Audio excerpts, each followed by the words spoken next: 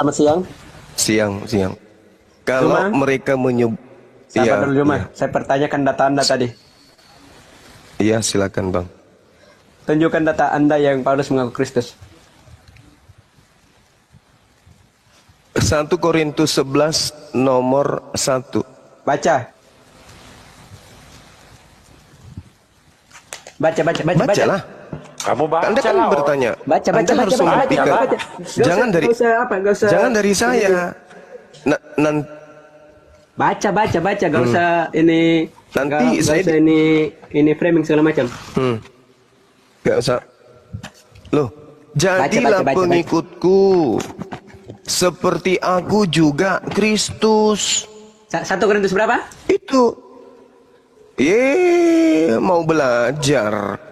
Baiklah, aku kirim kamu ke perpustakaan. 1 Korintus 11 nomor 1. Jangan sombong kalau status mau belajar. 1 Jangan sombong. Korintus berapa? Bagus.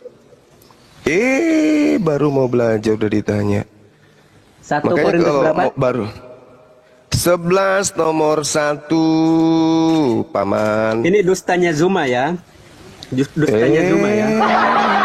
Saya yang tahu Bible di situ baru tanya-tanya, kamu katakan saya dusta. Zuma ini pendusta ya. Zuma ini pendusta. Ini buktinya. Boleh, Jadilah nggak apa-apa. pengikutku sama seperti aku juga menjadi pengikut Kristus. Nah, Paulus pengikut Kristus, dia mengajak untuk sama-sama menjadi pengikut Kristus. Nah, itu yang dimaksud ya. Jadi ini Zuma jangan jadi ini apa? Jangan berdusta di sini. Jadilah pengikutku. Oke, boleh bacakan saya original teksnya, Bang. Bisa bacakan saya original teksnya? Original teks. Supaya kita kamu bisa tahu. terjemahkan nggak original teksnya? Mau tahu nggak? Alhamdulillah Cara saya terjemahan bisa bahasa pelan-pelan, meskipun Yunani? Kamu bisa pelan-pelan nggak? tapi minimal saya bisa. Bahasa Yunani kayak ini. Kamu bisa nggak? Kamu menerjemahkan bahasa Yunani, bahasa Inggris ya, bahasa Indonesia? Chan, kamu kalau orang bicara kamu Kita dari diam Yunani juga. aja. No. Sekarang dia malah lari ke original teks lagi. Ketika saya menjelaskan maksudnya itu, dia malah lari ke original teks lagi. Itu artinya bahwa dia nggak bisa mempertanggungjawabkan argumentasi dia. Dan bisa dia dong. sudah mempelintir maksud dari ayat itu sendiri. Bisa saya pertanggungjawabkan, bisa. No. Ya makanya Anda harus pertanggungjawabkan sekarang. Jangan suruh saya baca teks aslinya. Sementara Anda yang menarasikan, Anda yang harus. Ini naik. Data saya ajarin ya. Gas bang. Bro, jangan dimut. Ini kan andalan Anda sekarang saya bagaimana berhadapan dengan dia. ketika orang menerangkan ente bicara juga. Coba kamu belajar mendengar. Dalbo, kau sudah beberapa kali kau keok dari saya. Sekarang giliran gurunda Anda yang berhadapan langsung dengan saya. Karena gurunda Anda sekarang ini berhadapan langsung dengan saya. Siapa yang congornya lebih besar dari gurundamu? Oke? Iya. Coba kamu dengarkan Ya kan, dulu. kenapa Anda nggak baca original teksnya? Kenapa? Malu? Malu ndak? Dengan terjemahan aja, saya sudah tertolong dan bisa membantu saya mengenal siapa Tuhan yang saya sembah. Parah. Dengan terjemahan sudah menolong kita untuk mengenal siapa Allah yang kalau benar. terjemahannya salah, apakah menolong? Loh, makanya dalam kitab terjemahan itu banyak versinya. Ada ini firman Allah yang hidup, banyak versinya, ada ini memalukan, bahasa Indonesia modern. Jadi sesuatu apa yang kita belum pahami, ketika kita belum mengerti, Oke, coba Anda terjemahkan ke dalam bahasa sesuka hati Anda. Ketika saya membacakan original teksnya, coba Anda terjemahkan sesuai dengan apa yang benar. Mamites mau katos kago Kristos. Coba terjemahkan ke dalam bahasa Indonesia yang baik dan benar. Kau jangan membalikan, Zuma. Kau jangan membalikan. Ketika Anda menarasikan bahwa ini terjemahan yang benar, seharusnya Anda tunjukkan cara.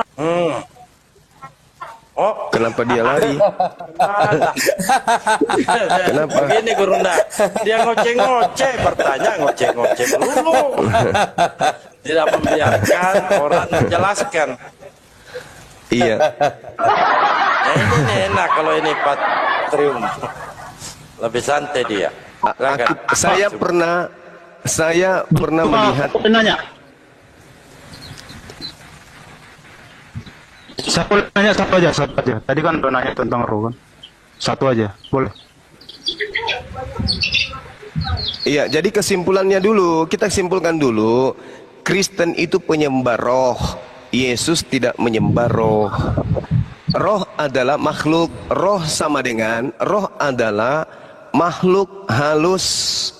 Oke, roh adalah makhluk halus. Oke, roh itu makhluk, tapi karena dia tidak kasar, maka dia disebut makhluk halus, itulah roh. Jadi Anda itu penyembah makhluk halus. Jadi sampai di situ udah paham ya? Makanya Kristen itu tidak pernah bisa satu tempat ibadah dengan Yahudi, karena Kristen disebut bidat oleh Yahudi, penyembah makhluk halus. Ya, saya boleh nanya satu aja. Silakan. Saya ingin tahu pertama apa yang Anda ketahui pernah dilakukannya, dan kedua, apa alasan Nabi Muhammad itu menikahi Aisyah di usia 6 tahun? Satu, apa kebaikan Muhammad? Dua, apa alasan Nabi Muhammad menikahi Aisyah umur 6 tahun? Silakan. Iya, baik. Jadi di antara seluruh wanita yang hidup sesama dengan baginda Rasulullah Muhammad sallallahu alaihi wasallam, satu wanita yang dinikahi dalam keadaan perawan, dinikahi pada usia 18 tahun atau 17 tahun. Lalu kemudian terdengar isu dari Kristen, beliau menikahi Siti Aisyah 6 tahun. Itu informasi yang diriwayatkan oleh Hisham, ya. Lalu kemudian ketika kita ingin membuktikan secara fakta, perang Badar dan perang Uhud, syaratnya untuk ikut harus di atas 15 tahun. Minimal 15 tahun baru bisa ikut perang Uhud. Perang Uhud, Siti Aisyah belum menjadi istri baginda Rasulullah Muhammad SAW. Dan pada saat itu Siti Aisyah ikut di dalam perang Uhud dan perang Badar. Artinya hoaks yang mengatakan Siti Aisyah dinikahi usia 6 tahun. Usia 15 tahun Siti Aisyah belum dijadikan sebagai istri. Itu yang pertama. Kedua, satu-satunya wanita, satu-satunya manusia, wanita sesama Rasulullah, istrinya yang menghafalkan lebih dari 2000 hadits adalah beliau, Siti Aisyah. Jadi fungsi daripada dinikahinya Siti Aisyah oleh baginda Rasulullah Muhammad SAW adalah untuk mengajarkan semua aspek yang menjadi literasi terkait pemahaman Al-Quran yang dianut oleh Rasulullah kepada umat manusia. Buktinya, hari ini ketika kita bercerita tentang hal-hal yang berkaitan dengan haid, berkaitan dengan wanita, berkaitan dengan junub, berkaitan dengan nifas, haditsnya itu disampaikan oleh istri beliau, baginda Rasulullah Muhammad SAW. Istri yang menerangkan tentang nifas, istri yang menerangkan kemudian tentang haid dan seterusnya. Rasulullah yang menjelaskan kepada beliau, beliau kemudian meriwayatkan. Kalau Rasulullah bercerita tentang wanita, alat reproduksi wanita, orang ragu. Dari mana beliau tahu? Dia tidak pernah menjadi wanita, dia tidak pernah kemudian melihat wanita haid dan seterusnya. Rupa-rupanya hikmah daripada dinikahinya Siti Aisyah, sang istrilah yang akan kemudian menyampaikan risalah kenabian berkaitan dengan wanita. Itu dulu yang perlu Anda pahami. Nah, sekarang Anda bertanya, apa aja? Saya ingin mengatakan, berarti Anda ingin mengatakan bahwa HR Bukhari itu palsu ya? Hoax? Bukan palsu. Itu bukan palsu. Itu diriwayatkan oleh beliau, tetapi periwayatannya itu pada saat dia melakukan penelitian informasi itu, satu di antara narasumber itu sudah pikun. Sudah tidak bisa dijadikan acuan pembenaran informasi. Kenapa? Karena sudah lupa ingatan, sudah lemah ingatan, dan dia meriwayatkan itu pada saat dia di Irak, bukan pada saat dia di Madinah. Jadi pemberitaannya itu tetap aja diberitakan, tapi dikasih keterangan. Di sini ada Urwah yang menjelaskan, Urwah keterangan hadisnya seperti apa, kemudian informasinya. Selesai. Nah, sedangkan dibandingkan dengan histori sejarah, ternyata informasi-informasi yang disebutkan oleh isnad tadi itu lemah. Kenapa?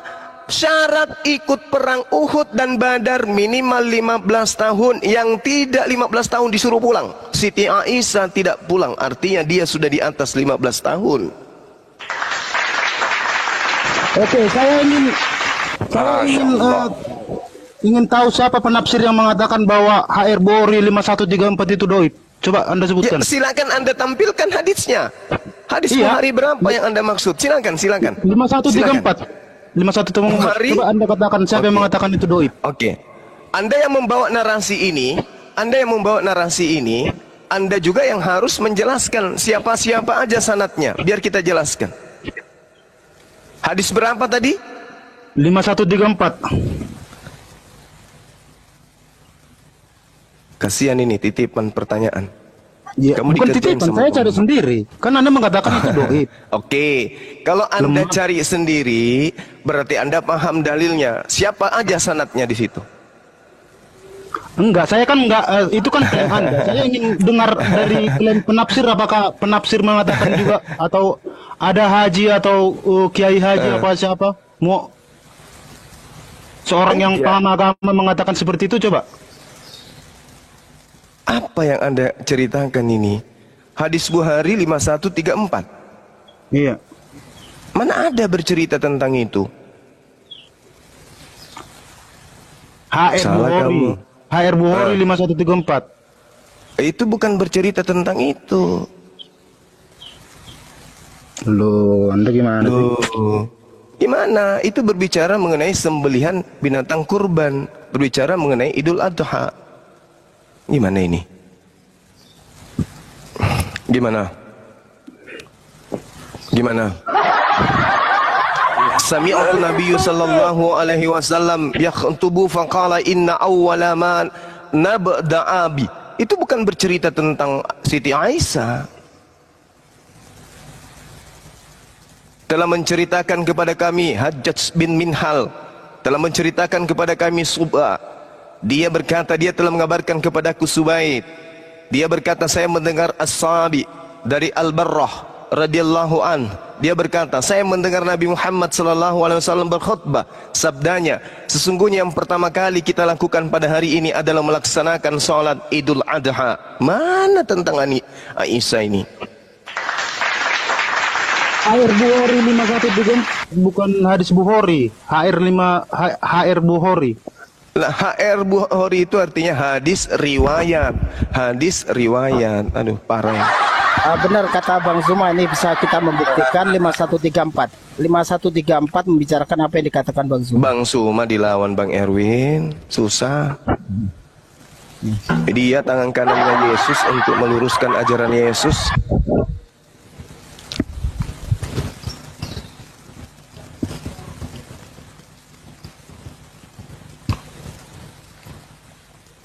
Islam itu kalau dikaji, Bang, memiliki minimal 15 disiplin ilmu yang harus dikuasai untuk memahami satu konsep atau satu kaidah di Islam. Sementara Anda definisi roh aja kalang kabut.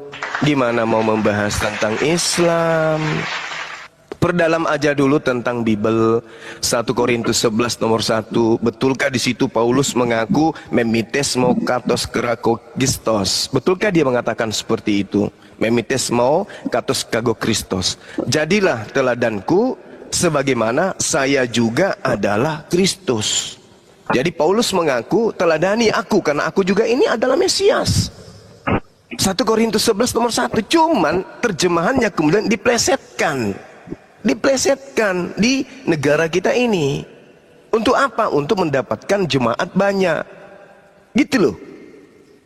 Oke? Karena memang amanat dari Paulus itu sendiri. Filipi 1 nomor 18. Ya. Tapi pertanyaan saya yang kedua belum dijawab. Silakan jawab. Apa itu? Kedua. Apa itu? Apa kebahagiaan Muhammad? Oh, bagus. Ini pertanyaan yang sangat cantik. Kebaikan Rasulullah Muhammad sallallahu alaihi wasallam menjelaskan kepada manusia agar supaya manusia itu tidak menyembah kepada sesamanya manusia. Kenapa demikian? Beliau datang memberi peringatan. Apa yang dikatakan oleh Rasulullah Muhammad sallallahu alaihi wasallam, wa ikhwanuhum yamuddunahum fil ghayyi thumma la yuqsirun. Dan teman-teman mereka, yaitu orang-orang kafir dan fasik, membantu setan-setan dan menyesatkan, dan mereka tidak henti-hentinya menyesatkan. Coba Anda lihat, sebelum baginda Rasulullah Muhammad sallallahu alaihi wasallam itu datang, Arab, serambi Arab ini, serambi Mekah, Madinah, dan semua tanah Arab itu adalah penyembah berhala, perbudakan di mana-mana, seks bebas di mana-mana, ajaran paganisme di mana-mana, penyembahan berhala di mana-mana, pembunuhan terjadi secara masif di mana-mana. Begitu beliau datang, permisi. Penjelasan aja itu kebaikan yang subjektif. Saya mau yang objektif. Kebaikan yang objektif itu apa? Yang pernah dilakukan dulu penjelasannya, dengarkan dulu ya. Kamu dengarkan dulu. Yang dilakukan oleh Rasulullah Muhammad sallallahu alaihi wasallam yang tadinya menyembah berhala diberhentikan, kemudian menyembah kepada Tuhannya Abraham, Ishak dan Yakub. Oke? Yang tadinya kemudian tidak memiliki aturan kehidupan, memiliki aturan kehidupan. Contoh, berkat beliau Rasulullah Muhammad sallallahu alaihi wasallam, Indonesia punya konsep ketuhanan. 5 sila yang digunakan Indonesia semua bersumber dari Al-Quranul Karim. Al-Quran adalah mandat yang diberikan oleh Allah pada baginda Rasulullah Muhammad sallallahu alaihi wasallam atas berkat rahmat Allah yang maha kuasa, dan dengan didorongkan oleh keinginan yang luhur supaya berkehidupan kebangsaan yang bebas, maka rakyat Indonesia menyatakan dengan ini kemerdekaannya. Apa itu? Dengan berkat rahmat Allah, bukan dengan berkat rahmat Yesus, atau dengan berkat rahmat Yahweh, atau berkat rahmat Theos, enggak ada. Yang adalah Allah. Itu dijadikan sebagai panduan. Sila pertama, ketuhanan yang Maha Esa. Satu-satunya agama di Indonesia ini yang berkonsep ketuhanan yang Maha Esa hanya Islam. Yang lain cuma ikut-ikutan. Oke? Yang lain cuma ikut-ikutan. Hanya 2 agama di dunia ini yang berketuhanan Esa. Apa itu? Yudaism dan Islam. Shema Israel, Adonai Eloheinu, Adonai Ahad. Bagaimana dengan Kristen? Kristen Tuhannya 3. Mana contohnya? 1 Yohanes 5 nomor 7. Ada 3 yang bersaksi di surga. Bapa, Anak, Roh. 3 Tuhan saudara, bukan 1. Jadi kalau Anda bertanya konsep apa yang diajarkan oleh baginda Rasulullah Muhammad sallallahu alaihi wasallam, Hinduisme mengajarkan Trimurti, Yahudi mengajarkan Trimurti, kemudian Mesir kuno dan juga Romawi mengajarkan Trinitas, hanya Yudaism dan Islam yang keturunan Abraham alaihissalam yang mengajarkan konsep Ehad atau Ahad, La ilaha illallah. Oke? Seperti itu, Bung. Dari tadi Anda ngomong gak ada poin. Anda nggak menjawab pertanyaan saya. Anda yang tidak punya alat di kepala untuk menerima penyampaian saya yang dibalik. Bukan, saya yang Kebaikan Nabi Muhammad mengajarkan alam semesta menyembah kepada satu Tuhan. Oke. Kalau mengajarkan itu bisa disebut guru. Saya nanya kebaikan yang pernah dilakukannya itu apa? Sebagai guru dia mengajarkan apa yang dikatakan oleh Allah. Anda yang tidak paham jawaban saya. Contohnya begini, baginda menyudangi wanita Yahudi. Nah itu kebaikan. Nah coba kasih contoh seperti itu. Yang lain coba. Maksudnya gimana? Apa kebaikannya? Kebaikannya semua aspek dalam sehari-hari. Semua aspek. Saya kasih contoh. Ketika ada seorang Yahudi tua, ya, Yahudi tua yang buta, kemudian setiap hari dia maki-maki Rasulullah. Rasulullah itu begini, Rasulullah itu begini. Lalu kemudian ada seorang yang senantiasa aktif memberikan beliau suapan makanan. Ketika wanita tua itu disuapin dengan lembut, dengan halus, dengan tata krama yang begitu indah. Wanita tua Yahudi itu bercerita, kamu dengar Muhammad tidak? Kamu dengar yang disebut Nabi Muhammad tidak? Orang ini yang menyuapi mengatakan, iya saya dengar. Kenapa beliau, ibu? Beliau itu pembunuh, beliau itu jahat, beliau itu suka menindas, beliau itu jahiliyah, beliau itu kafir. Oh iya ibu, sambil disuapin. Setiap hari disuapin, dan setiap hari ketika disuapin hanya ada di mulutnya wanita Yahudi itu, Nabi Muhammad itu jahat, Nabi Muhammad itu jahat, Nabi Muhammad itu jahat. Pada suatu ketika Rasulullah meninggal dunia, datanglah sahabatnya menyuapin wanita tersebut. Ketika ditanya apa amalan Rasulullah yang selalu dia lakukan, beliau selalu menyuapi wanita Yahudi di pasar ini. Datanglah kemudian sahabatnya ke sana, disuapin. Begitu disuapin sama sahabat Rasulullah, ibu perempuan itu langsung menepis tangannya. Jangan kau suapin aku. Kenapa rupanya? Selama ini yang menyuapi saya tidak seperti kamu. Yang menyuapi saya selama ini itu halus, lembut. Dia memperlakukan aku sangat-sangat indah, sangat nyaman. Kamu jangan, itu bukan kamu kan? Iya, yang menyuapin kamu itu sudah meninggal. Siapa dia rupanya? Beliaulah baginda Rasulullah Muhammad sallallahu alaihi wasallam. Wanita tersebut seketika menangis terjadi-jadinya. Yang selama ini diceritakan jahat, ternyata tiap hari yang menyuapi saya itu beliau. Iya, inilah yang terjadi samamu. Kamu tidak tahu Indonesia ini merdeka berkat beliau. Pengikut umatnya yang mengusir penjajah, bukan orang Kristen yang mengusir penjajah. Bukan, mohon maaf. Justru Kristen itu adalah pengikut agama penjajah. Coba andaikan saja ajaran Rasulullah itu tidak sampai ke Nusantara, kerajaan demi kerajaan masing-masing ego tidak mau bersatu. Majapahit mengatakan kerajaannya hebat, Sriwijaya mengatakan hebat, kerajaan Goa Makassar mengatakan dirinya hebat, kerajaan Luwu juga mengatakan hebat. Masing-masing mengukuhkan kerajaan masing-masing, tidak ada persatuan. Apa yang terjadi? Hancur kita. Di saat kemudian negara-negara lain sudah maju, hancur kita.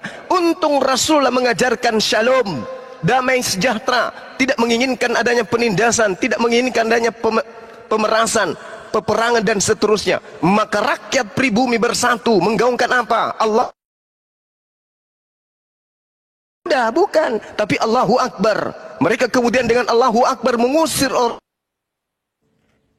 Pahami apa yang baik dari Rasulullah? Yang baik dari Rasulullah menghadiahkan ajaran shalom, damai sejahtera yang bisa kau nikmati sekarang. Kau hidup di tengah-tengah umatnya, damai sejahtera kan?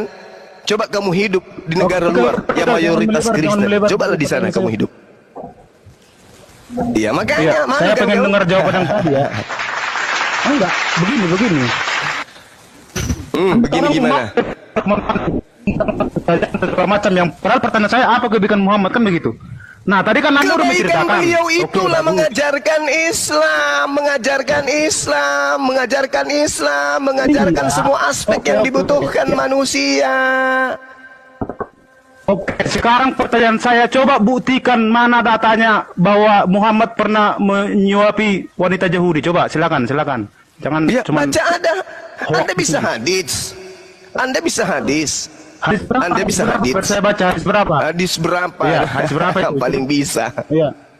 Tunggu. Saya lupa hadisnya. Hadis coba. Waduh, Akhi Sudi ingat hadisnya? Gitu.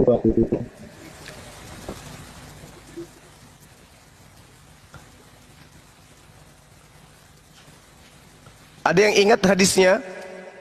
Islam itu luas soalnya, jadi kita tidak bisa hafal satu-satu. Seorang pengemis wanita Yahudi yang ada di Madinah. Saya pengen datanya mana? Ya, kalau cuma ngomong yang enggak betul enggak bisa. Kami umat Islam enggak bisa. Hadis riwayat Muslim itu kan. Di Sirah Nabawiyah ada Sirah Nabawiyah kan. Hadis ada di Sirah Nabawiyah ada. Ada. Iya. Iya, ada. Hadis berapa? Saya nggak nanya buku. Sabar, teman-teman lagi cari. Sabar ya. Saya lagi di gunung soalnya, kitab saya di rumah. Rasulullah Muhammad SAW itu akhlaknya sempurna. Makanya saudara tidak akan pernah menemukan sebuah buku yang menceritakan akhlak beliau itu buruk. Beliau diutus ke atas muka bumi ini untuk menyempurnakan akhlak manusia. Coba kamu carikan saya buku di mana Rasulullah Muhammad SAW itu diceritakan akhlaknya buruk. Tidak akan pernah Anda temukan. Kecuali link-link yang dibuat oleh orientalis. Seperti yang kamu katakan tadi. Memotong tangan di situ, memotong tangan. Oh, itulah hebatnya dia. Memotong tangan itu. Oh, enggak buruk. Coba Anda baca bagaimana kemudian di dalam Imamat 21. Memotong tangan enggak buruk. Loh, itu perintah Tuhan loh. Itu perintah Tuhan, gimana ceritanya? Perintah Tuhan kok bilang buruk? Kalau Tuhan memerintahkan seperti itu kok buruk? Bagaimana dengan perintah Tuhan kepada Nabi Musa? Jangan kau biarkan apapun yang bernapas, bunuhlah semua apapun yang ada di sana. Itu perintah siapa? Buruk tadi itu. Buruk tidak? Oh, maksud Anda Muhammad pada saat itu membaca Alkitab gitu? Ya. Loh, saya tanya samamu, kamu jangan bahlul. Saya tanya samamu, ketika Nabi Musa alaihissalam diperintahkan membunuh, apakah itu buruk? Aku tanya samamu sekarang. Tadi Anda bilang itu perintah Tuhan yang ya, mana? Memang perintah Tuhan. Perintah Tuhan untuk menegakkan kemudian apa yang ada di dalam Al-Quran itu perintah Tuhan. Nah sekarang saya tanya samamu, apakah kemudian ketika ada perintah kepada Nabi Musa untuk membunuh, jangan biarkan apapun yang bernapas, apakah itu buruk? Jawab dulu.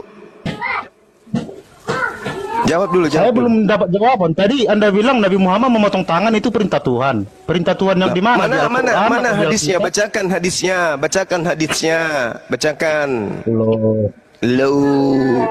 Anda terlalu tajam kalau bertanya. Giliran tanya adalah Yesus nangis. juga menyuruh potong tangan. Apakah itu buruk? Yesus menyuruh potong tangan. Ngerti enggak kau? Enggak ada pernah Yesus bilang gitu. Ini kamu kopla nggak pernah baca Bible. Baca Markus 9 dari ayat 42 tuh. Baca sampai ayat 49. Baca. Jadi begini, nanti perumpamaan Markus 9 ayat 49. Ya, Markus 9 ayat 42 sampai ayat 49 itu Yesus menyuruh apa? Kalau ada orang yang menyesatkan anak-anak ini, lebih baik baginya dikalungkan batu kilangan dan dicemplungkan ke laut. Tengok tuh kejamnya Yesus itu. Ya betul lah. Iya. Kalau Yesus ya betul lah. Matamu. Tapi kan Yesus nggak melaksanakan itu gitu loh. Dia kan hanya mengucapkan kan. Siapa bilang barang siapa yang tidak membenci ibunya, tidak membenci ayahnya, tidak membenci anak kandungnya, dia tidak bisa menjadi pengikutku. Bedakan perlakuan dengan ucapan. Anda bisa perlakuan. Oh, jadi Yesus itu pembohong gitu maksudnya? Yesus itu pembohong maksudnya? Siapapun yang tidak mau menjadikan aku sebagai rajanya, bawalah dia di hadapanku, bunuhlah dia di hadapanku. Itu perintah siapa? Perintah siapa itu? Nanti di hari kiamat. Itu nanti di hari kiamat. Di kiamat. Di kiamat. Kalau giliran kayak gitu di kiamat, kalau yang kayak gitu hiasan. Yang nggak mengakui Yesus Tuhan itu kalian ini. Lah, bagaimana mungkin Yesus kami akui sebagai Tuhan sementara Yesus sendiri tidak mengakui dirinya Tuhan? Kan tompel. Bagaimana kita mengakui Yesus Tuhan? Keledai aja nyolong. Masa ada Tuhan nyolong keledai, gimana sih? Bagaimana mungkin kami mengakui Yesus itu Tuhan sementara Yesus kalau tidak cebok bau? Gimana kita mau akui dia Tuhan?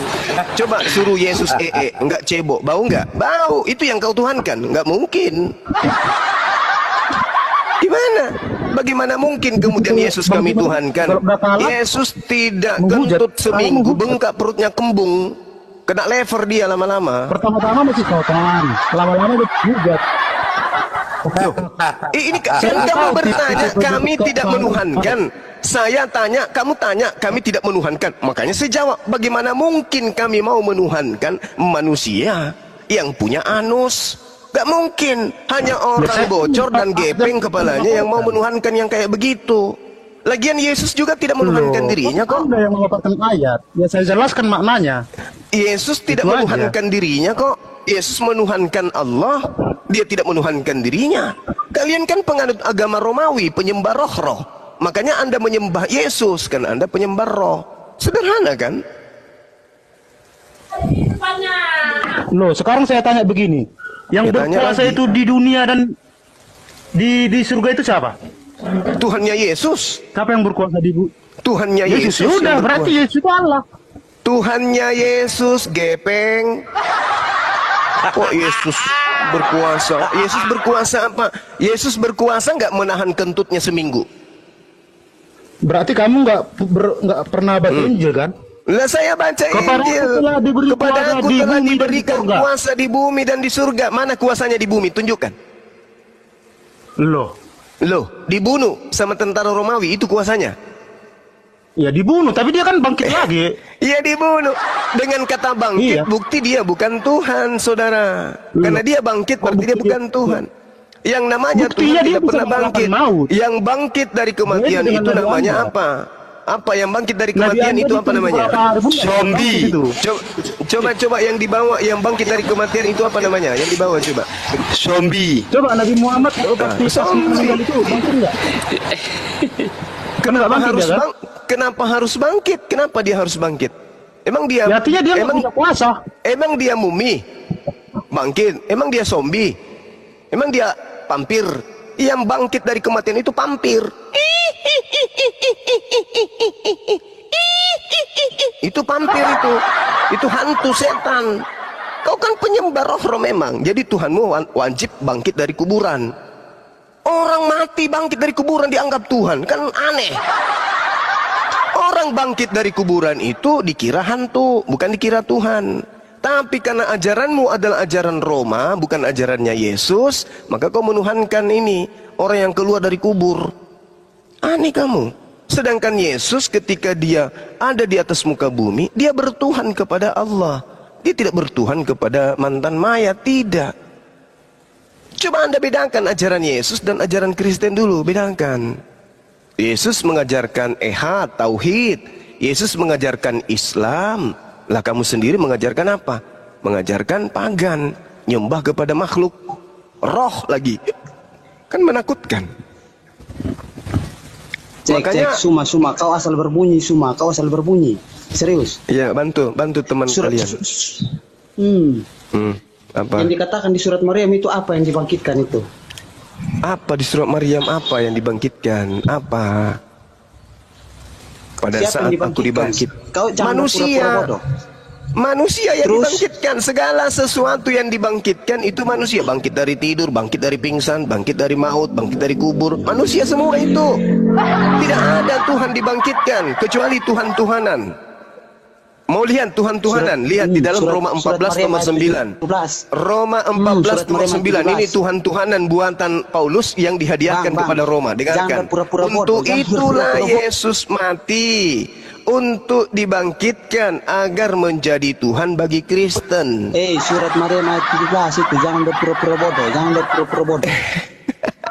Itu dikatakan siapa yang bangkit itu? Dikatakan siapa yang bangkit?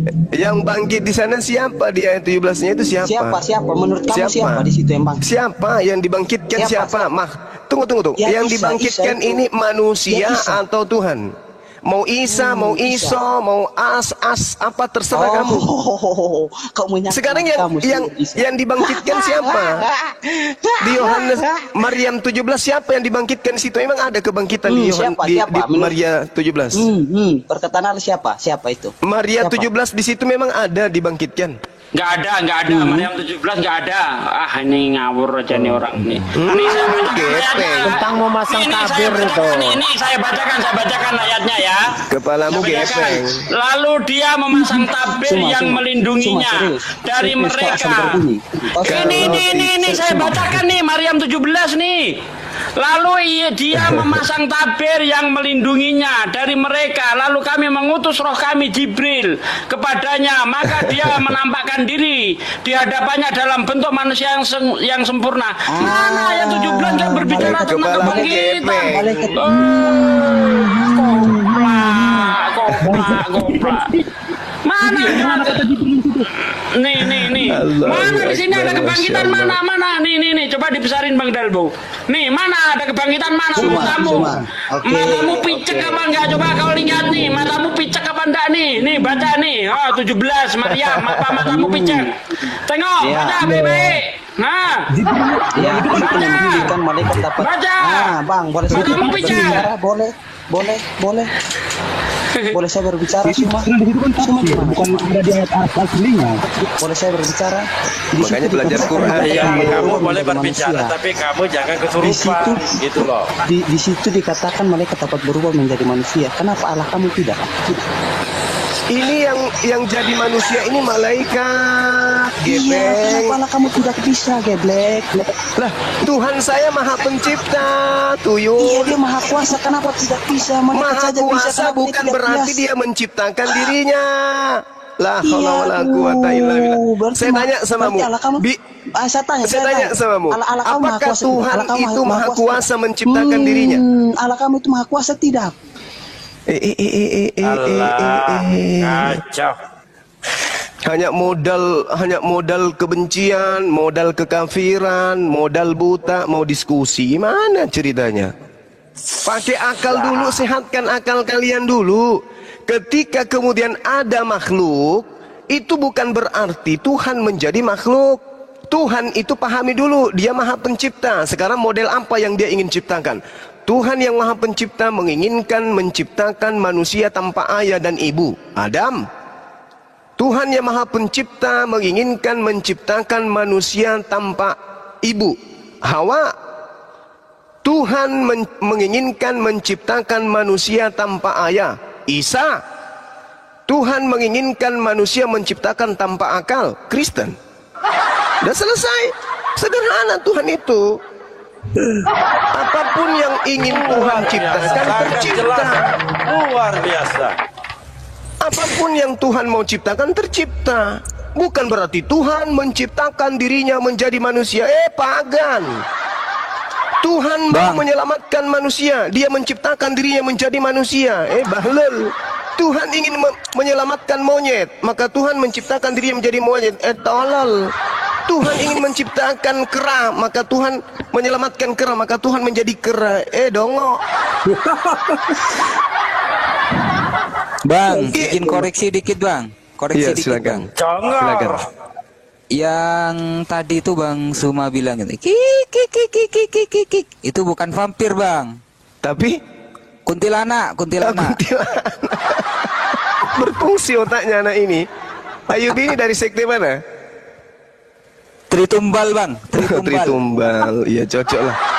Bagus. Perkara itu bang. Jadi gitu ya saudaraku ya. Ketika Tuhan menginginkan sesuatu, karena dia Maha Pencipta, maka dia menciptakan. Jangan Anda mengatakan Tuhan itu Maha Kuasa, maka dia berkuasa menciptakan dirinya menjadi manusia. Waduh, gak nyambung. Yang benar adalah Tuhan Maha Kuasa, maka Tuhan berkuasa menciptakan manusia hamil tanpa suami. Tuhan Maha Kuasa, maka Tuhan mau menciptakan Maria hamil tanpa suami. Sudah 2 kali. Tuhan Maha Kuasa, maka Tuhan ingin menciptakan manusia tanpa ayah. Udah selesai. Tidak benar itu. Tuhan Maha Kuasa, maka Tuhan menciptakan dirinya menjadi manusia. Koplak. Gini akhi. Bukti Tuhan Maha Kuasa, dia bisa menjadi manusia. Lah apa bedanya dengan babi ngepet? Coba. Hah? Manusia bisa jadi babi itu babi ngepet. Tidak mungkin Tuhan seperti itu.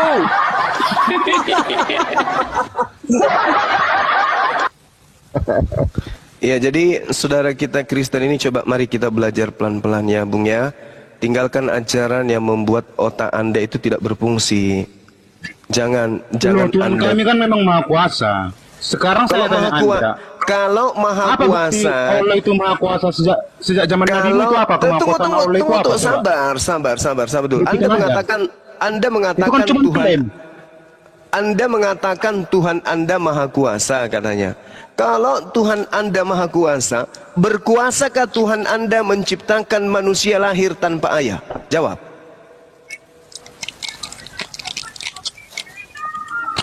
Berkuasa?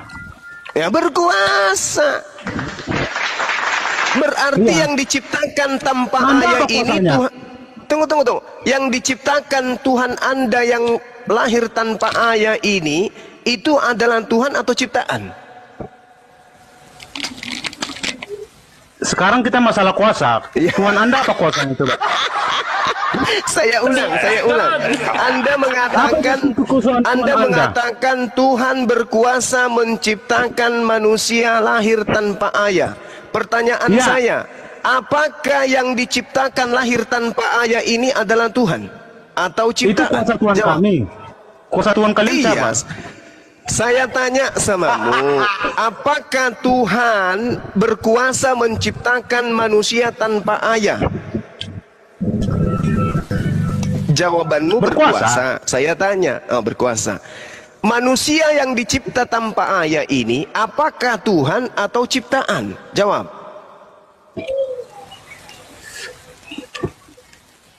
Ciptaan. Ciptaan. Subhanallah. Berarti Yesus ciptaan ya? Alhamdulillah. Wala ilaha illallah. Loh, Allah. emang ada yang terlahir tanpa ayah kecuali Yesus? Ada. Ada. Siapa? Ada. Adam. Siapa? Adam. Adam tanpa ayah, tanpa ibu, dia Tuhan, bukan? Ya bukan. Bukan. Yesus ada ibunya tanpa ayah, mana yang lebih hebat? Loh, bukan karena tanpa ayah itu supaya menjadikan dia Tuhan. Jadi karena apa? Ya karena kekuasaan dia. Selama hidup kekuasaan dia apa? Apa kuasanya Yesus apa? Dia berkuasa menghidupkan. Oke, mari kita cek. Bentar. Satu-satu Bang, satu-satu. Anda tadi mengatakan Yesus berkuasa menghidupkan orang mati. Iya, ini mari kita cek. Ketika Yesus membangkitkan orang mati, apakah dia bersaksi sebagai Tuhan atau utusan? Yohanes 11 ayat 41 sampai 43. Yesus menengadah ke atas dan berkata, "Ya Bapa, aku bersyukur kepadamu karena banyak orang yang berdiri di sini mengelilingi aku, supaya mereka tahu bahwa Engkau yang telah mengutus aku." Kok ngaku utusan Bang di situ Bang? Tidak ngaku sebagai Tuhan Bang? Katanya bukti dia Tuhan, dia membangkitkan orang mati. Tapi saya tanya Yesus sendiri, Pak Yesus, ketika kamu membangkitkan orang mati, apakah itu bukti itu Tuhan? Dijawab oleh Yesus, ya. Maka mereka mengangkat batu itu, lalu Yesus menengadah ke atas dan berkata, "Bapa, aku mengucap syukur kepadamu karena Engkau telah mendengarkan aku. Aku tahu bahwa Engkau selalu mendengarkan aku, tetapi karena banyak orang yang berdiri di sini mengelilingi aku mengatakannya supaya mereka percaya bahwa Engkau yang telah mengutus aku." Kok ngaku utusan? Yang bohong Anda atau Yesus ini Bang? Yang bohong Anda atau Yesus ini? Menurut Anda ketika Yesus membangkitkan orang mati, dia adalah Tuhan. Menurut Yesus ketika dia membangkitkan orang mati, dia utusan. Yang bohong Anda atau Yesus? Ampun dong. Udah jadi berhala Pak De. Udah jadi berhala Pak De. Sopir. Jangan nangis, Trium. Jangan nangis. Ya, belajar ayo, aja bangkit. yuk, belajar. Bangkit.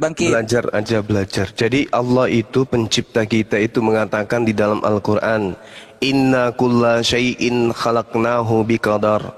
Sungguh Allah menciptakan segala sesuatu menurut ukuran. Yesus diciptakan dengan ukuran tanpa ayah. Adam diciptakan dengan ukuran tanpa ayah dan ibu. Hawa diciptakan dengan ukuran tanpa ibu, tapi hanya ada Adam sebagai sumber keberadaannya yang dicipta oleh Allah. Oke? Jadi semua dicipta oleh Allah berdasarkan qadarnya. Makanya Yesus mengatakan, aku tidak dapat berbuat apa-apa dari diriku sendiri. Itu pengakuan dari mulut Yesus. Percayalah dia, kalau dia itu tidak bisa berbuat apa-apa. Yohanes 8:42, aku datang bukan atas kehendakku sendiri. Percayalah dia, bahwa dia bukan Tuhan itu sendiri. Karena dia datang hanya sebagai utusan. Itu pakai logika sehatnya gitu loh. Karena Yesus pun mengajarkan, kasihi Tuhanmu dengan segenap akal budimu. Berarti kita diperintahkan untuk berakal. Kita berakal. Anda mengatakan kami menyembah roh. Roh itu makhluk. Roh itu ciptaan yang menjadi bagian daripada hakikat atau esensial yang digunakan Tuhan untuk menciptakan, untuk menghidupkan makhluk. Ibarat listrik. Ya, balon, lampu itu mau dinyalakan harus dialiri aliran listrik. Aliran listrik inilah ruh manusia. Jasad ini tanpa dialiri ruh maka manusia mati. Ruh ini adalah makhluk Tuhan yang digunakan Tuhan untuk menghidupkan. Selayaknya kemudian makhluk roh dimasukkan ke dalam jasad, jasad itu hidup, tapi tidak akan pernah bertahan tanpa ada air, tanpa ada nasi. Berarti jadi air menurut anda Allah SWT Maha Pencipta? Ya, inna kulla syai'in khalaqnahu biqadar. Sungguh kapan dia berhenti mencipta? Allah menciptakan segala sesuatu. Kalau ada sesuatu yang baru itu pasti ciptaannya. Oh, berarti Apple, Samsung, TikTok ciptaan Allah. Oh, itu adalah esensial yang dihadirkan oleh makhluk ciptaannya. Allah menciptakan. Yang saya tanya, kapan Allah berhenti mencipta? Allah senantiasa mengurus makhluknya. Allahu la ilaha illa huwal hayyul qayyum. Ya, kapan Allah berhenti mencipta? Mengurus makhluk itu artinya apapun yang dibutuhkan oleh aspek kehidupan makhluk itu diurusi oleh Allah. Contoh misalnya, ya, Allah Anda sebagai menciptakan sesuatu.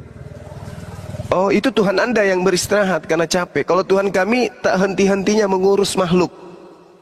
Kalau bukan Allah yang menjaga alam semesta ini, kalau alam semesta ini tidak dijagai oleh Allah, tidak diurus oleh Allah, lalu yang ngurusnya siapa? Anda? Iya. Yesus mengurus. Nggak mungkin. Mengurus perutnya aja Yesus repot. Oh, berarti Allah tidak berhenti mencipta ya?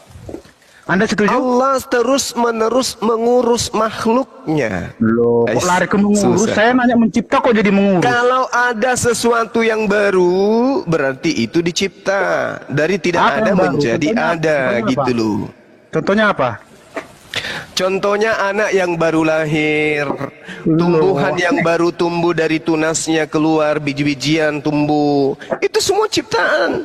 Kamu pikir itu buatan nenek moyangmu? Kamu pikir Yesus yang bikin itu? Yesus sibuk dengan perutnya, kosong lapar dia. Tidak makan seminggu mati dia. Dia tidak sebulan kena lepar dia, pecah ususnya. Yesus itu sibuk. Itu Yesus sibuk dengan kemanusiaannya dia. Waduh, kau salah paham kau. Segala sesuatu yang ada yang tadinya tidak ada itu namanya cipta. Paham cipta? Paham cipta? Apa itu cipta? Sebelum dikasih tambahan imbuhan, apa itu cipta? Paham? Apa itu karya? Terkait dengan HP, laptop dan seterusnya, itu adalah hal yang dientaskan dari akal yang dicipta oleh Allah, yang diberikan Allah kepada manusia. Kalau manusia itu tidak diberikan akal, tidak mungkin dia menciptakan HP, membuat HP dan seterusnya. Pahami itu dengan baik. Ya. Oke. Kan saya begini. Sejak zaman apa bukti kemahakuasaan Allahmu selain Al-Quran? Coba sebutkan.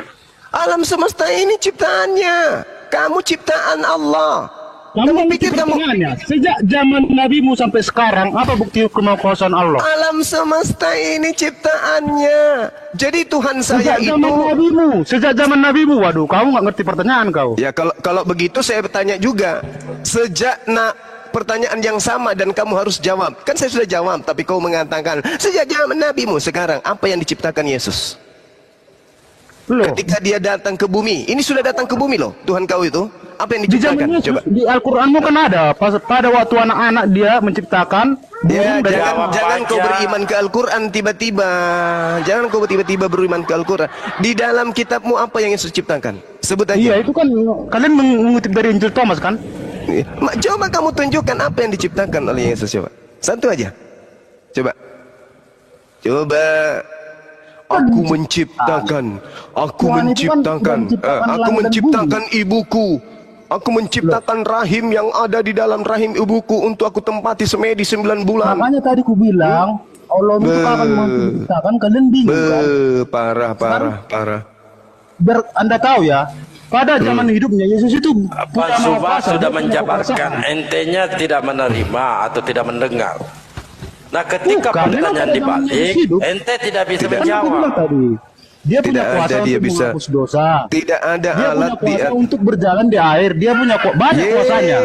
Nah, pertanyaan saya, dari zaman Nabi sampai sekarang, apa kekuasaan Allah itu apa? Ini dia masih membuat alam ini hidup secara tentram, hidup secara tersusun. Alam semesta ini yang menjaga, kamu pikir Yesus? Kan hanya ada Tuhan. Saya Allah, kamu Yesus. Kira-kira yang menjaga alam semesta ini Yesus? Menjaga perutnya aja susah Yesus itu. Ku bilang samamu, Yesus tidak cebok, bau dia. Untuk mengurus pantatnya aja dia butuh air. Oke? Jadi jangan kau sandingkan Tuhanmu yang adalah makhluk dengan Tuhanku. Tuhanku itu pencipta alam semesta. Inna kulla syai'in khalaqnahu biqadar. Sungguh Allah menciptakan segala sesuatu menurut ukuran. Oke? Kok jadi menjaga? Satpam juga bisa menjaga perusahaan, bukan berarti Tuhan kanlah itu. Tuhan kanlah satpam. Kalau kamu Tuhan kan itu, karena otakmu nggak berfungsi. Alam semesta ini, alam semesta ini. Saya tanya samamu. Sekarang saya tanya samamu. Kita netral aja dulu. Kita netral dulu. Satpam yang kamu maksud tadi, yang dengarkan. Mudah-mudahan kamu masih bisa diwaraskan. Satpam yang tadinya menjaga perusahaan, yang menjaga jantungnya berdetak setiap saat itu siapa? Jawab. Nah, terlempar ke perpustakaan. Puyeng minum bodrek ya. Bukan itu. Ya, sekarang satpam yang menjaga perusahaan itu. Yang menjaga denyut jantung dari satpam itu siapa? Yang menjaga denyut jantung. Kenapa? Kok jadi menjaga terus sih? Saya nanya ke kemahakuasaan loh, bukan menjaga. Karena alam semesta ini dijaga oleh siapa? Saya tanya samamu. Siapa yang menjaga eksistensi daripada alam semesta ini? Kutanya samamu, jawab. Menjaga itu kan cuma klaim Anda kan? Pasti klaim. Tuhan pasti mengklaim dirinya Tuhan. Itu pasti tuh.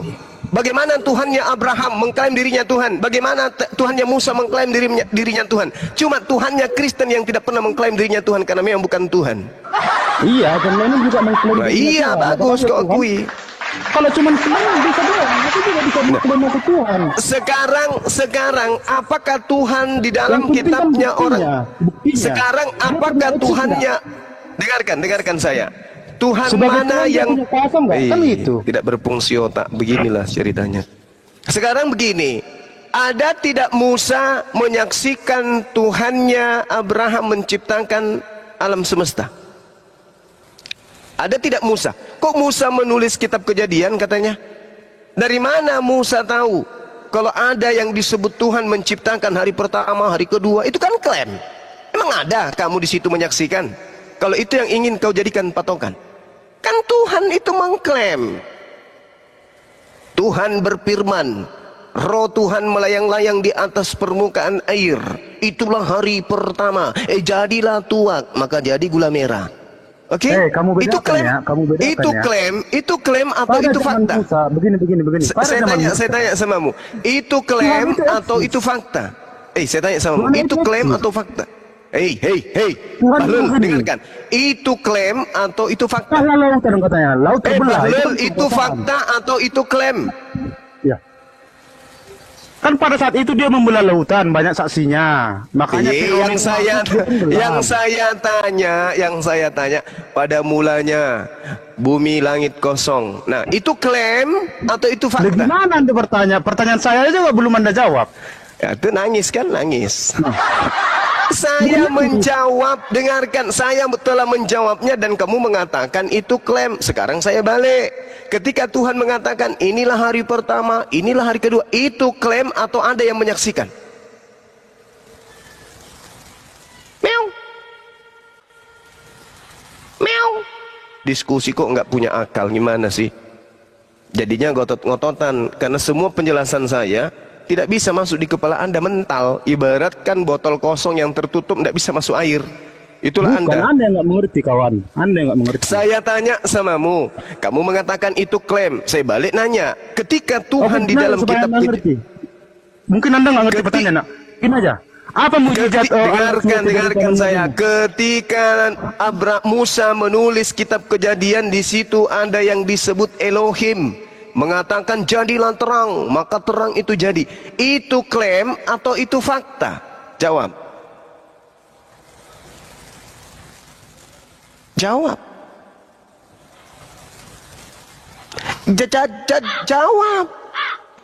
Meow. Nggak tahu, Bang. Jawab. Kaku kan lidahmu? Tuhan itu pasti mengklaim dirinya pencipta. Hanya Tuhanmu yang tidak mengklaim dirinya pencipta, karena memang dia bukan Tuhan. Akulah Tuhan. Akulah Tuhan. Tidak ada Tuhan selain aku. Yesaya 45 nomor 6. Itu klaim atau apa? Udahlah, kamu nggak ngerti. Kau pertanyaanku apa? Nggak ngerti. Ditanya apa? Udah. Kau cebok sana air 1 sendok. Udah. Kan kayak gitu kau.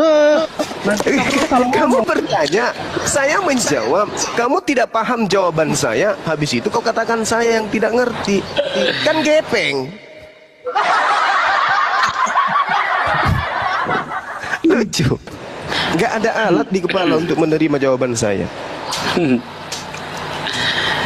Mbak Ruth, selamat malam. Iya. Ruth, selamat malam. Siang. Siang di sini, Bang, bukan malam. Ya, selamat datang Mbak Rusel. Di tempat saya malam. Mungkin Anda Kristen apa Muslim nih? Pengikut Kristus, Bang, Kristen. Kristen. Oke, silakan Pak Desuki, karena Bang Suma mungkin lagi ini ya. Pak Desuki. Pak Gurunda, kabar, sudah siap? Ruth?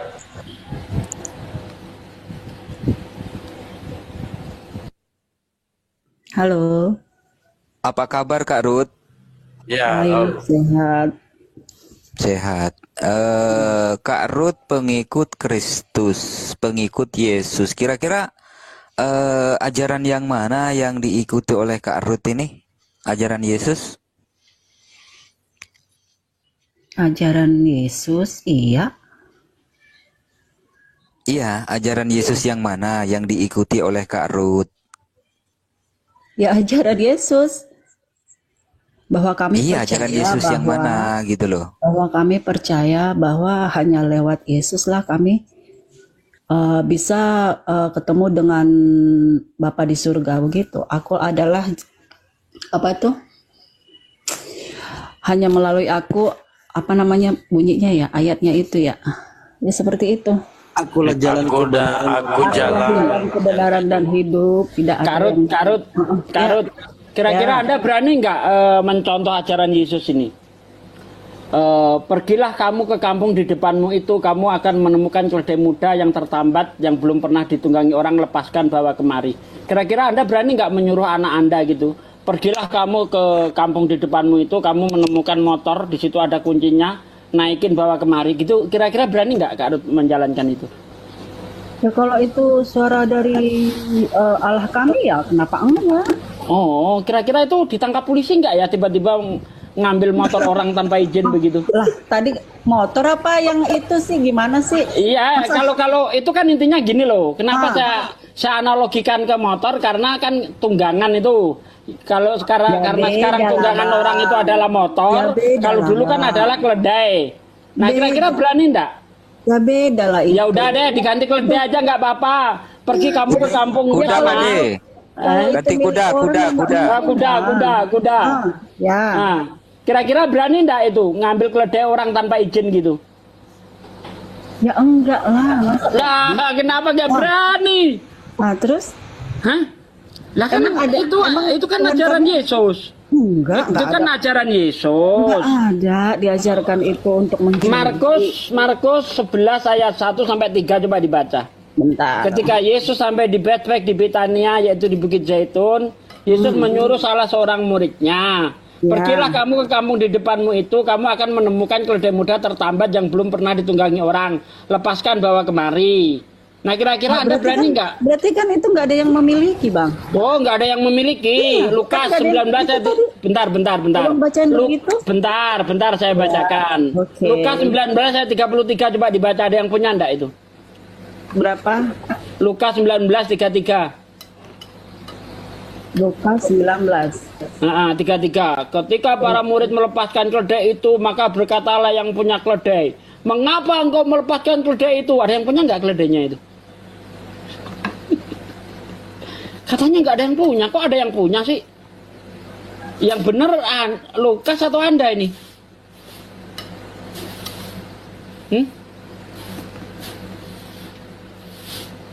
Ampun bang.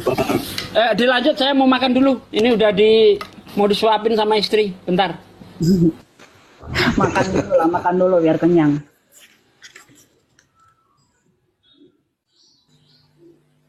Silakan yang lain. Mbak Gurunda mungkin lagi istirahat atau makan dia. Ada lagi yang mau aku mau bertanya, boleh nggak Bang? Yang tadi yang benar Lukas atau Anda itu. Artinya sanggup nggak? Kalau ini kan aku bukan apologet Bang. Jadi aku intinya memang pengikut Kristus, di mana aku percaya. Iya, didasari dari pernyataan saudara tadi bahwa Anda adalah pengikut Kristus. Salah satu ajaran yang Anda buktikan untuk mengikut Kristus itu apa? Oke, di sini dibawakan narasi tentang pencurian keledai. Sanggupkah Anda menerapkannya pada saat ini, membuktikan bahwa Anda adalah seorang pengikut Kristus? Ya enggak lah Bang, zamannya udah beda atuh. Lah berarti namanya ajaran Yesus itu tergantung dari zaman ya begitu. Iya berarti ajaran Yesus itu tergantung zaman ya gitu. Ya enggak juga, itu berlaku juga sampai sekarang. Nah berarti kan berlaku juga tetap gitu untuk melakukannya itu. Iya berarti ajaran nih, bentar. Berarti ajarannya Yesus itu mengikuti eranya atau masanya seperti itu. Kalau eranya modern berarti modern juga, berarti dihapuskan hal seperti itu. Itu berlaku dari zaman dulu sampai sekarang juga itu ada Bang, makanya ada Alkitab. Nah berarti Anda juga pun harus sanggup melakukan tindakan seperti itu. Karena apa? Itu ajaran yang tak akan berubah. Kalau misalnya Bang, itu udah buatan bagaimana? Bang, itu semua yang ada di sini juga nggak mentah-mentah kita laksanakan Bang. Misalnya kayak itu tuh, kalian kan suka framing tuh masalah nggak mentah-mentah dilaksanakan. Berarti ajaran itu namanya perlu dipertanyakan lagi gitu ya. Berarti ajaran itu perlu dikaji lagi begitu kalau bukan mentah-mentah. Berarti itu saya tanya, bentar, saya tanya itu ajaran dari Tuhan itu langsung, transmisinya dari Tuhan apa dari manusia? Begitu loh Bang. Saya tanya sama kamu, sama Ruth gitu. Berarti ajaran itu adalah tercipta dari sumbernya atau dari campur tangan manusia? Kalau mengikuti masanya atau eranya. Kenapa? Jangan buru-buru ngomongnya, aku ini nggak bisa nyimak. Kenapa? Tadi kan Ruth bilang jangan diterima mentah-mentah ajaran itu, begitu kan? Iya. Artinya ketika Anda mengatakan seperti itu, ada keraguan di dalam situ, begitu. Kenapa Anda menyatakan dalam keraguan? Artinya perlu dipertimbangkan ajaran tersebut, baik atau benar. Nah berarti ajaran Yesus itu perlu pertimbangan, begitu kan? Itu artinya hikmat Bang, yang kita dikasih sama Tuhan. Iya, makanya berarti tindakan Yesus itu ada yang salah, ada yang benar di mata saudara. Enggak juga, enggak. Lah kalau enggak ada, kenapa Anda takut untuk melakukannya? Anda menyatakan diri sebagai pengikut Kristus. Iya, kalau masalah ini mah yang keledai-keledai ini aku kurang paham menerjemahkan ini ya seperti apa karena kan Nggak ada yang perlu diterjemahkan loh, saudara Ruth. Itu udah berbahasa Indonesia, apa yang mau diterjemahkan? ya kalau di sini kan kalau Tuhan membutuhkannya ya kenapa enggak? Kan mereka ini akhirnya minta izin sama yang punya keledai itu kan? Nggak ada di situ ditulis minta izin. Justru di situ mengapa engkau mengambil keledai itu di situ dalam Lukas tersebut. Nah, Tuhan memerlukannya kan dikasih tahu. Ya udah berarti karena dikasih tahu sama yang aja, kamu bisa bawa. Pateo. Ya. Izin. Kalau ibu tidak mampu melakukan itu, pertanyaan saya kan Anda pengikut Kristus tadi. Ya. Ya. Apakah Anda sudah membuktikan? Apakah Anda sudah membuktikan ketika Anda mengaku pengikut Kristus? Membuktikan apa nih? Dalam hidup aku atau di dunia di sini Anda diperintahkan untuk membenci keluarga. Ketika Anda mau menjadi murid atau pengikut Yesus. Di mana di sini? Nggak ada di sini aku disarankan untuk membenci keluarga. Di Lukas 14 nomor 26. Lukas 14. Jikalau seorang datang kepadaku dan ia tidak membenci bapaknya, ibunya, istrinya, anak-anaknya, saudara-saudaranya laki-laki atau perempuan, bahkan nyawanya sendiri, ia tidak dapat menjadi muridku. Oh iya. Anda ini kan pengikut Kristus. Iya. Maksudnya gini loh Bang, kita jangan mengutamakan apa namanya kalau memang kita mau jadi pengikut Kristus. Misalnya nih, kalau kita pelayanan di gereja, kita utamakan pelayanan kita di gereja, bukan misalnya ada kalau orang tua, saudara-saudara itu kan udah hal duniawi Bang.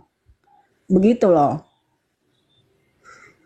Jadi kita di sini utamakan kan pekerjaan bukan Tuhan ini, Mbak. itu di situ. Enggak ada. Kok di premin? Gimana sih? Enggak, itu kok bukan di premin. Coba baca, Mbaknya sendiri yang baca.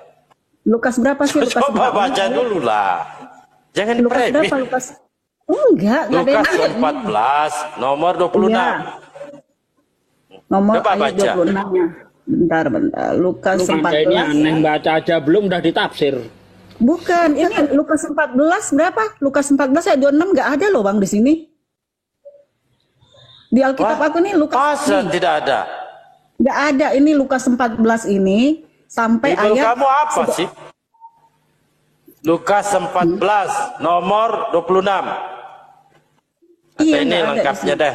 Lukas 14 pasal 14 ayat 26. Oh iya nih, segala sesuatu harus dilepaskan untuk mengikut Yesus. Iya, jadi ini loh, segala sesuatu harus dilepaskan Baca untuk dulu, mengikut Yesus. baca dulu 14 16 26. 26. Benar tadi yang kata Abang, jikalau seorang datang kepadaku dan ia tidak membenci bapaknya, ibunya, istrinya, anak-anaknya, saudara-saudaranya, laki-laki atau perempuan, bahkan nyawanya sendiri, ia tidak dapat menjadi muridku. Yaitu, artinya Anda harus membenci keluarga. Enggak, di sini maksudnya bukan benci, jadi benci begitu loh Bang. Maksudnya itu kita kalau mengikut Tuhan, melayani Tuhan itu, kita jangan mengutamakan keluarga kita jangan pikiran kita ke keluarga, ke anak-anak, tapi fokuslah melayani Tuhan, begitu loh Bang. Ini kata membenci loh. Iya, itu di situ kan bukan artinya kita jadi membenci, jadi musuhan sama orang tua, sama keluarga, enggak begitu. Jadi bagaimana caranya ketika kita coba praktekkan dan tunjukkan kepada saya ketika membenci keluarga atau bapak. Seperti aku nih ya Bang ya, nih maaf. Nih kayak aku nih kayak pelayanan di gereja, lagi ada pelayanan. Tiba-tiba suami aku datang nih. Saya tidak bertanya ke situ, bagaimana caranya? Praktekkan coba. Anda membenci bapaknya. Bukan, tiba-tiba datang nih suami aku, Ma itu apa, aku mau butuh ini, tolong dong. Nggak bisa, aku nggak bisa ke sana, tapi aku fokus melayani dulu nih. Yang aku utamakan tidak ada seperti itu bunyinya masalahnya.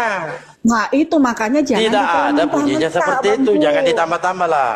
Enggak, ini nggak ditambah-tambah, itulah namanya hikmat. Adik. Itulah namanya hikmat Abang. Kalau tafsirannya seperti itu Bu, seharusnya ayatnya bunyinya barang siapa yang lebih mencintai saudaranya, ayah, ibunya, ia tidak layak bagiku. Itu kalau tafsirannya seperti itu. Tetapi ini adalah barang siapa yang tidak membenci. Jangan ditafsirkan ke situ. Emang itu tafsirannya ini seperti itu, Bang. Segala tafsiran sesuatu dari mana Ibu itu? Untuk mengikut Yesus. Ya iya seperti Ibu tafsiran dari mana? Dapat dari mana seperti itu? Dari ayatnya. Kan segala sesuatu harus dilepaskan. Itu asumsi pribadi namanya. Bukan. Emang itulah artinya ini. Silakan Bang Darbo. Berarti kita harus benci keluarga kita, benci orang tua, nggak seperti itu, Bang. Nggak boleh begitu, dosa. Kan tertulis. Kita di sini tidak menafsirkan. Seperti itu. Ya, ini kan kita sangat jelas tertulis. Jikalau seorang datang kepada aku, kata Yesus, dan ia tidak membenci keluarganya, saya simpulkan di situ keluarga ya. Itu artinya ia tidak membenci keluarganya. Iya, kita bukan berarti harus benci sama keluarga. Ia tidak dapat menjadi muridku, kata Yesus. Ini tentang pelayanan kalau mengikut Yesus, Bang. Itu tentang pelayanan. Jadi kita jangan mengutamakan keluarga kita, tapi lakukanlah. Di sini seharusnya tertulis jangan mengutamakan keluarga. Kalau mau menjadi muridku, jangan dong. Ini membenci. Ini jelas membenci tertulis. Iya. Jadi ini makanya kita dikasih hikmat. Makanya kita dikasih hikmat sama Tuhan. Hikmat apa kalau disuruh benci keluarga? Makanya jangan dibenci. Bukan itu artinya, bukan itu. Ini yang perintah, kata Yesus loh. Jikalau seorang datang kepadaku, kata Yesus, dan ia tidak membenci keluarganya, ia tidak dapat menjadi muridku. Iya, kan abang kan bukan muridnya Yesus kan, yang muridnya itu adalah pengikut Kristus. Ya udah kami yang menjalankan. Karena saya tidak mau membenci keluarga. Kami tidak membenci keluarga kami dengan ayat ini. Dengan ayat ini kami tidak membenci. Ini buktinya ayat. Berarti Anda bukan pengikut Yesus kalau gitu. Kami pengikut Yesus. Bukan. Kalau kita baca ayat ini, Anda bukan pengikut Yesus. Ya udah terserah abang menilainya, tapi kami bukan terserah saya. Lah kan itu yang mau paksakan. Kok saya paksa gimana sih? Iya dong, kan aku jelasin abang nggak terima. Bagaimana? Bagaimana mau dijelasin? Sudah jelas tertulis. Aku yang menerjemahkan, ya udah itulah artinya di sini. Ini bahasa apa ini, Bu? Saya tanya dulu. Ini. Jikalau seorang datang kepadaku, ia tidak dapat membenci bapaknya. Ini bahasa apa menurut Ibu? Ya, bahasa Cina, bahasa Korea. Ini bahasa Indonesia. Ibu paham bahasa Indonesia? Iya, izin Bang Dalbo, besarin bentar Bang Dalbo. Mentah-mentah. Besarin Bang. Mentah-mentah. Besarin. Itu. Gini ya, di Lukas 14 nomor 26, di situ disuruh membenci keluarga kan Bang Dalbo, betul nggak? Iya betul. Kalau saya sih bahasa Indonesia dengan baik. Makanya kita baca Alkitab. Sedangkan di sini berdoa, minta hikmat dari Tuhan. Sebentar kak. Ayat ini begitu loh Bang. Sebentar kak. Sedangkan di sini di Matius 5 nomor 43-44 tertulis begini. Kasihilah sesamamu manusia dan bencilah musuhmu. Tetapi aku berkata kepadamu, kasihilah musuhmu dan berdoalah bagi mereka yang menganiaya kamu. Di akhir ayat ini malah menyuruh mengasihi musuh ini Bang Dalbo. Ini gimana? Keluarga disuruh dibenci, sementara musuh disuruh dikasihi. Makanya makanya ada berarti hikmat. Iblis juga harus dikasihi. Makhluk yang paling tertinggi ciptaan Tuhan. Makanya kita dikasih hikmat Bang. Maaf nih ya, maaf. Mungkin kalau hewan tuh yang baca itu asal main aja. Tapi kan kita manusia makhluk tertinggi yang ciptaan Tuhan. Kita dikasih hikmat. Masa kita disuruh ada ayat di sini bencilah keluargamu harus kita benci? Enggak seperti itu. Tapi maksudnya kita kalau lagi melayani di dalam gereja untuk sekarang ini ya kan di gereja nih melayani di gereja. Utamakan pelayanan gereja daripada keluargamu. Itu artinya di situ. Begitu. Kedengaran nggak sih suara aku? Anda salah. Itu artinya Anda lebih mencintai keluarga. Kalau artinya seperti itu. Jadi gini Bu. Makanya, Bu, bentar gantian ngomong Bu. Gantian. Gantian ngomong Bu, gantian. Jadi ayat itu seharusnya ditafsir pakai ayat, jangan ditafsir dengan asumsi pribadi.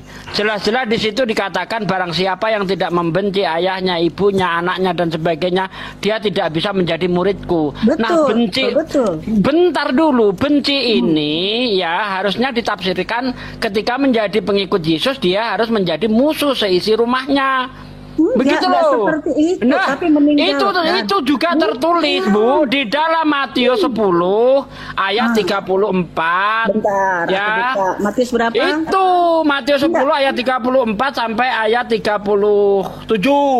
Matius nah, pakai ayat gitu loh, nafsir itu jangan udel sendiri yang dipakai nafsir. Jangan. Wah, kan aku yang disuguhin kan ayat itu ya aku terjemahin dong Bang.